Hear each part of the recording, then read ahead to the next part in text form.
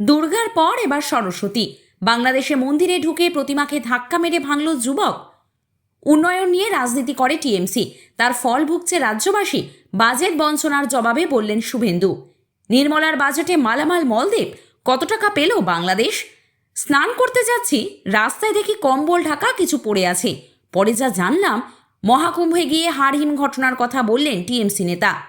12 লক্ষ টাকা পর্যন্ত আয় কর ছাড়। বাজেটে মধ্যবিত্তর জন্য বড় ঘোষণা নির্মলার।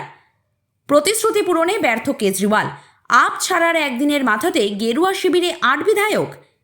পশ্চিমী ঝঞ্ঝায় ফের বাধা শীতে, উত্তরে কুয়াশার সতর্কবার্তা। সরস্বতী পুজোয় কেমন থাকবে আবহাওয়া? এখন বিস্তারিত সংবাদ। দুর্গাপুজোর পর এবার সরস্বতী। বাংলাদেশে ভাঙা হলো সরস্বতী প্রতিমা। ফরিদপুরের ওই ঘটনায় আটক করা হয়েছে এক যুবককে। সে আগেও এরকম কাণ্ড করেছিল বলে পুলিশ সূত্রে খবর। এলাকাবাসীরাই ধরে ওই যুবককে পুলিশের হাতে তুলে দেয়। শুক্রবার রাত 11টায় ফরিদপুরের ভাটি লক্ষ্মীপুর এলাকার কালী মন্দিরে ওই ঘটনা ঘটে বলে জানিয়েছেন ফরিদপুর কোতোয়ালি থানার ওসি আসাদুজ্জামান। পুলিশ সূত্রে খবর, আটক মিরাজ উদ্দিন, বয়স 30 বছর। ওই ব্যক্তি পুলিশ সূত্রে খবর, বছর 30-এর মিরাজউদ্দিন নামে ওই যুবকের বাড়ি রাজবাড়ির সদর উপজেলার বসন্তপুর ইউনিয়নের বাজেতপুর গ্রামে। সে ফরিদপুর শহরে ইজি বাইক চালায়। শহরের রাজবাড়ি রাস্তার মোড় এলাকায় একটি বাসায় ভাড়া থাকে। মন্দিরের সিসিটিভির ফুটেজে দেখা গিয়েছে, রাতে এক ব্যক্তি মন্দিরের সামনে ইজি বাইক রেখে মন্দিরের বারান্দায় ঢুকে বানিয়ে রাখা সরস্বতী প্রতিমা ধাক্কা দিয়ে ফেলে দেয়। এতে প্রতিমাটি ভেঙে যায়। মন্দির পরিচালন কমিটির সদস্য রামচন্দ্র মালো বলেন, মন্দিরটির বারান্দা প্রায় 4 ফুট উঁচু ইটের দেওয়াল দিয়ে ঘেরা এবং সামনে রডের তৈরি মূল ফটক। তবে মন্দিরের একপাশের কিছু অংশে ইটের গাঁথুনি না থাকায় সহজেই যে কেউ মন্দিরের বারান্দায় প্রবেশ করতে পারে।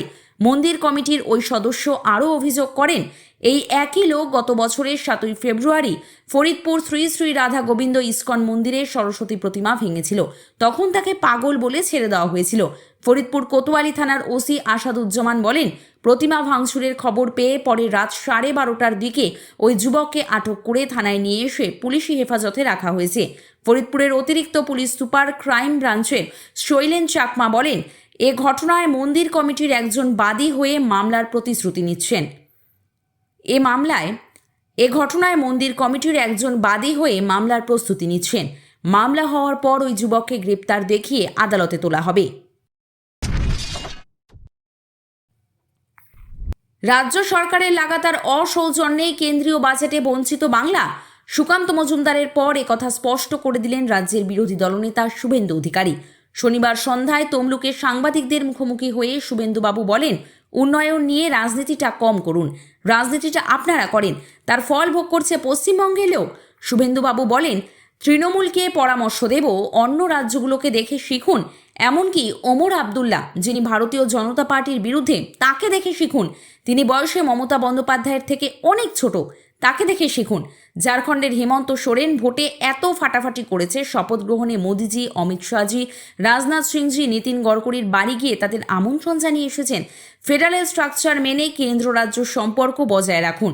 তার পরামর্শ, তৃণমূলকে বলবো আগে আয়ুষ্মান ভারতটাকে চালু করুন। তৃণমূলকে বলবো প্রধানমন্ত্রী ফসল বীমা যোজনাকে চালু করুন। প্রধানমন্ত্রী আবাস যোজনাতে পরিচ্ছন্ন তালিকা পাঠান কেন্দ্রে।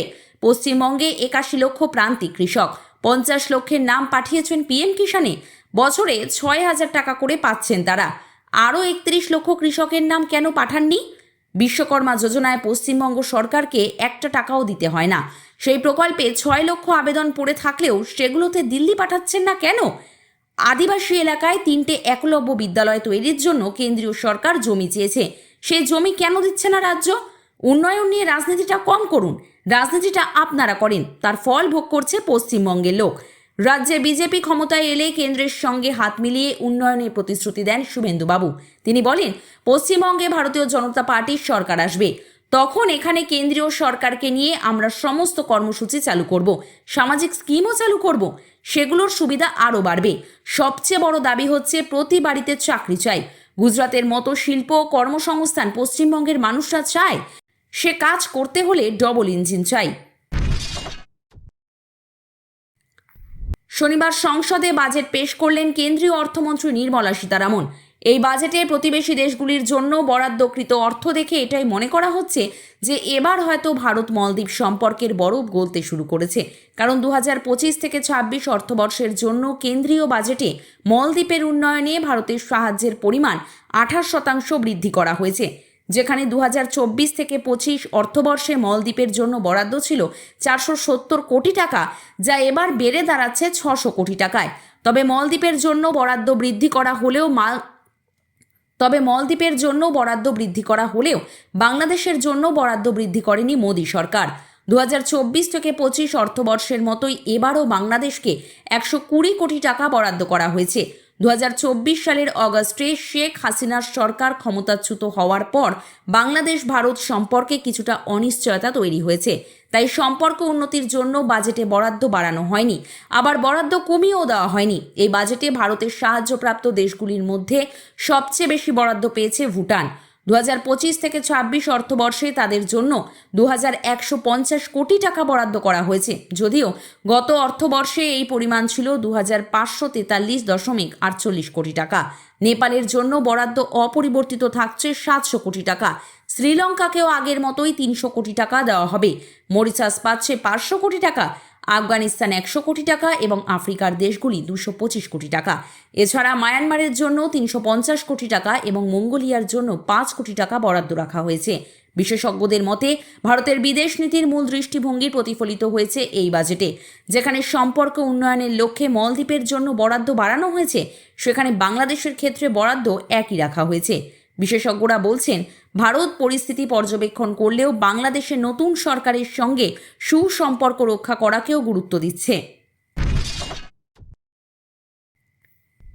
ভেবেছিলেন পুণ্য অর্জন করতে মহাকুম্ভে যাবেন, সেই মতো গিয়েও ছিলেন, কিন্তু সেখানে গিয়ে এমন ভয়াবহ অবস্থার সাক্ষী হবেন ভাবতেও পারেনি ঘাটালের তৃণমূলের ব্লক সভাপতি দিলীপ মাঝি। তিনি জানালেন, মহাকুম্ভে গিয়েও স্নান করতে পারেননি সঙ্গমে, শেষে গঙ্গায় স্নান করে বাড়ি ফিরলেন তিনি। বারবার বললেন, প্রাণ হাতে নিয়ে যে ফিরে আসতে পেরেছি ভগবানকে ধন্যবাদ দেব। TV9 বাংলাকে দিলীপবাবু বললেন, মহাকুম্ভে গিয়েছিলাম অভিজ্ঞতা অর্জনের জন্য, আমি মৃত্যু যন্ত্রণা থেকে ফিরে এলাম। এত মানুষ, সাধারণ মানুষের জন্য নিরাপত্তা নেই। 2-4টে পুলিশ হাত জোর করে বলছে শান্ত হন, সাধুদের জন্য নিরাপত্তা আছে খালি। এরপরেই ভয়ঙ্কর অভিজ্ঞতার কথা বলতে গিয়ে তিনি বললেন, আমি মহাকুম্ভে যাই স্নানের জন্য, পাশে দেখি কম্বল ঢাকা কিছু পড়ে আছে। পরে বুঝলাম কম্বল ঢাকা অবস্থায় মৃতদেহ পড়ে আছে। আমি চোখের সামনে 10-11টা বডি দেখেছি। আমি আর ওই জায়গায় স্নান করিনি। এরপর তার সংযোজন হাইওয়েতে উঠব, দেখলাম কয়েক কোটি মানুষ জড়ো হয়েছে, সেখানেও ভয়ঙ্কর অভিজ্ঞতা। পরবর্তী 5 ঘন্টা ত্রাসের সঙ্গে কাটিয়েছি। লক্ষ্য করেছি অনেক মানুষ স্নান করতে পারেনি, তারা ব্যস্ত শুধুমাত্র বাড়ি ফেরার জন্য। আমার স্ত্রী পড়ে যান, এক মহিলা উদ্ধার করতে যান, পরে দেখা গেল গলায় পড়ে থাকা সোনার চেন খোয়া গিয়েছে। বাজেট অধিবেশনের শুরুর আগেই তাৎপর্যপূর্ণভাবে প্রধানমন্ত্রী নরেন্দ্র মোদীকে বলতে শোনা গিয়েছিল, প্রার্থনা করব মা লক্ষ্মী গরিব এবং মধ্যবিত্তদের উপর সদয় হবেন, অর্থাৎ মধ্যবিত্তের দিকেই যে নজর দেবে সরকার, সেটার ইঙ্গিত ছিল। নির্মলার বাজেট ঘোষণায় সেই সম্ভাবনাই সত্যি হলো। নির্মলার বাজেটে ঘোষণা 12 লক্ষ টাকা পর্যন্ত কোনো কর দিতে হবে না। বাজেট ভাষণে অর্থমন্ত্রী নির্মলা সীতারামন ঘোষণা করলেন, নতুন কর কাঠামো অনুযায়ী 12 লক্ষ টাকা পর্যন্ত সাধারণ রোজগারে কোনো আয়কর দিতে হবে না। বাজেট ভাষণে অর্থমন্ত্রী নির্মলা সীতারামন ঘোষণা করলেন, নতুন কর কাঠামো অনুযায়ী 12 লক্ষ টাকা পর্যন্ত সাধারণ রোজগারে কোনো আয়কর দিতে হবে না। তবে এই রোজগারের মধ্যে ক্যাপিটাল গেইন থাকলে সেক্ষেত্রে এই ছাড় প্রযোজ্য হবে না। নির্মলার ঘোষিত আয়কর নতুন আয়কর স্ল্যাব অনুযায়ী 0 থেকে 4 লক্ষ টাকা করে কোনো কর দিতে হবে না। 4 থেকে 8 লক্ষ রোজগারে 5% কর, 8 থেকে 12 লক্ষ টাকা করে কর হার 10%, 12 থেকে 16 লক্ষ রোজগারে করের হার 15%, 16 থেকে 20 লক্ষ রোজগারে করের হার 20%, 20 থেকে 24 লক্ষ টাকা পর্যন্ত 25% কর এবং 24 লক্ষ টাকার বেশি রোজগারে করের হার 30%। নতুন কর কাঠামো অনুযায়ী বিভিন্ন রকম ছাড়, বিনিয়োগ, স্ট্যান্ডার্ড ডিডাকশন ধরলে 12 লক্ষ থেকে 75,000 টাকা পর্যন্ত রোজগারে বেতনভোগীদের কোনো কর দিতে হবে না। 18 লক্ষ টাকা পর্যন্ত যাদের বার্ষিক রোজগার, তারাও 70,000 টাকা পর্যন্ত ছাড় পাবেন। 25 লক্ষ টাকা পর্যন্ত রোজগারে 1,10,000 টাকা পর্যন্ত ছাড় পাবেন করদাতারা। তার চেয়ে বেশি রোজগারের ক্ষেত্রেও সব মিলিয়ে কর কমবে, যার অর্থ মধ্যবিত্তদের হাতে বাড়তি নগদ থাকবে, যা পরোক্ষে অর্থনীতিতে চাহিদা বাড়ানোর উদ্যোগ হিসেবে দেখা হচ্ছে। এদিন বাজেট বক্তৃতায় নির্মলা সীতারামন জানিয়েছেন, আগামী সপ্তাহেই নতুন আয়কর আইন আনবে কেন্দ্র।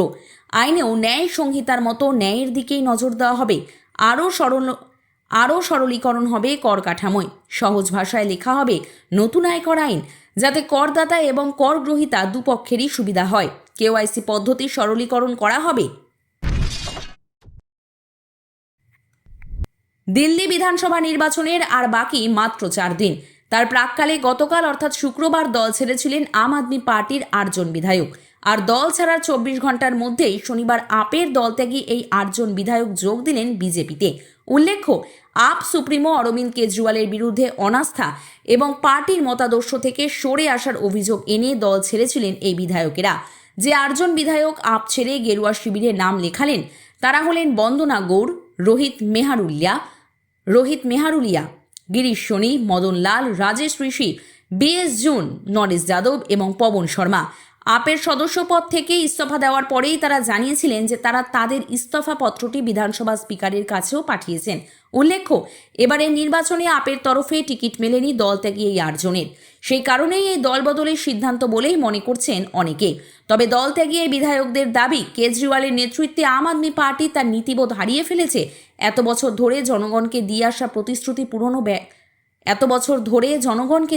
প্রতিশ্রুতি পূরণে ব্যর্থ আপ দলের অন্দরেও নাকি বেড়ে গিয়েছে দুর্নীতি, আর সেই কারণেই নাকি দল ছাড়ার সিদ্ধান্ত নিতে বাধ্য হয়েছেন তারা।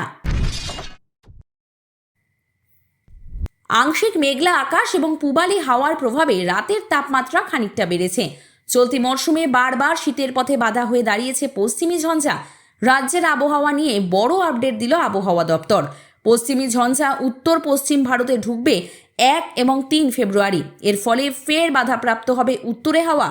এদিকে সামান্য শীতের আমেজ ফিরলেও ফেব্রুয়ারির মাঝামাঝি শীত বাংলা থেকে বিদায় নিতে পারে বলে অনুমান আবহাওয়াবিদদের। উত্তরবঙ্গে কুয়াশার সতর্কতা রয়েছে। দার্জিলিং, জলপাইগুড়ি, কোচবিহার, উত্তর ও দক্ষিণ দিনাজপুরে ঘন কুয়াশার সতর্কবার্তা রয়েছে। এছাড়া পূর্ব ও পশ্চিম মেদিনীপুর, বাঁকুড়া ও পশ্চিম বর্ধমানেও ঘন কুয়াশার সতর্কতা দেওয়া হয়েছে। সরস্বতী পুজোয়ও সর্বনিম্ন তাপমাত্রা ও সর্বোচ্চ তাপমাত্রা দুটোই স্বাভাবিকের উপরে থাকবে বলে জানিয়েছে হাওয়া অফিস।